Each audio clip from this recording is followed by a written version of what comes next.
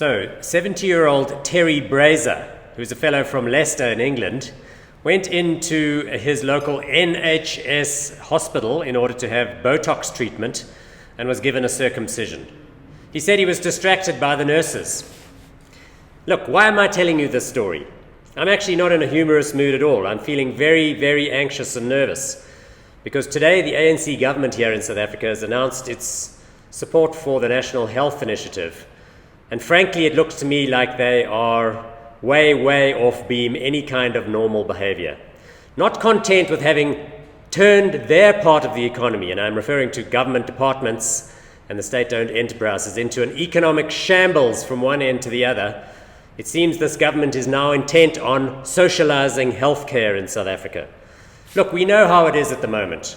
You have state hospitals, with a couple of exceptions, that are poorly run, dirty, and dangerous for their patients. In fact, one might well say you would avoid them if you're trying to get well.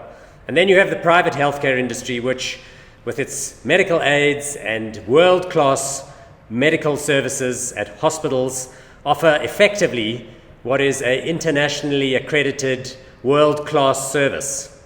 Affordable only to a few, but this is how society works.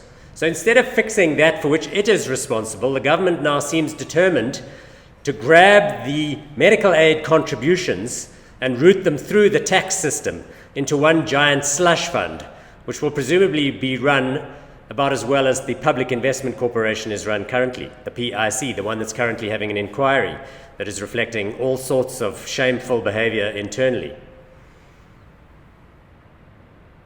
Now, let it be understood, this is not necessarily bad for all contributors to the private system. The medical aid schemes, for example, probably think they can make lots of money by administering the scheme because they'll be able to get access to the funds and dish the money out and administer the demands.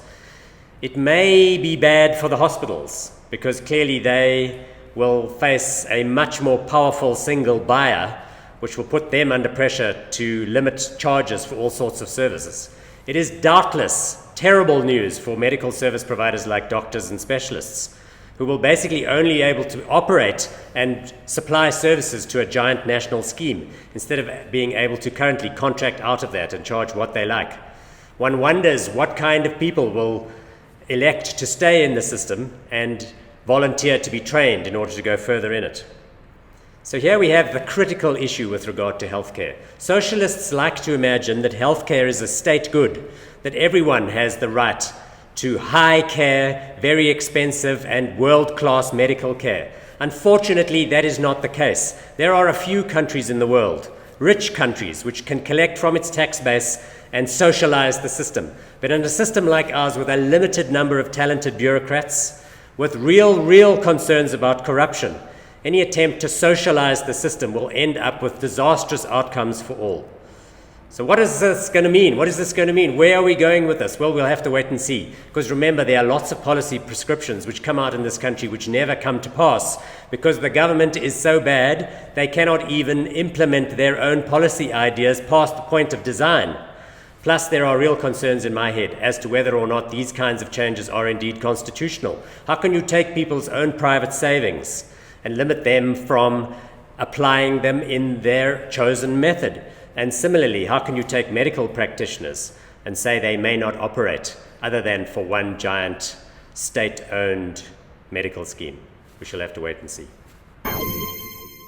Well, it turns out Donald Trump is getting his wall, but it's not in Mexico. What? It's in Zimbabwe. No! Exactly. The Great Wall of Zimbabwe. Not quite. It's the Great Zimbabwe Ruins. You know, the 11th century stone fortress in central Zimbabwe, their national pride and joy? Well, it turns out that the US ambassador to Zimbabwe has a slush fund, and that slush fund has agreed to donate $475,000, which is a very, very large sum of Zim dollars, to renovate the building to the extent that they're going to pull out or attempt to pull out all of the nasty West Indian weed, lantana, which is crawling all over the structure. I know that lantana. Terrible. Gets spread around by the birds. Awful. Anyway, it seems that in Trump's America you can still get money if it's involving removing invaders. Summer is coming in the Southern Hemisphere and it's almost time to start planning your beach wardrobe. What? Far be it from me to give anyone advice about what to wear on the beach, but I have noticed some interesting trends on the World Wide Web. Let's start with Spain. In Barcelona, the city government has just ruled that people may not allow anyone to get victimized if they go topless on the beach. In fact, they've said if men can go topless, women must go topless too. So basically in Spain, if you wear the top half of your bikini, people are going to be looking at you askance. What are you, not woke enough? Now we move to Egypt, where somebody sent this picture of the rules and regulations of a beach resort in Egypt at an upscale Mediterranean destination. You see what it says there? No topless or niqab. So let me get this straight. You may not wear a scarf on your head, that's the no niqab thing, but you also may not go topless. Okay? I guess that's a little strange. Now let's move to China, the beaches of China. Oh my God, look at that picture. Those are what people call face kinis. Well, apparently in China, people are so light-skinned that they need to wear these things, but holy cow, would you go onto the beach looking like that? Never. All I can say is people are strange, very strange.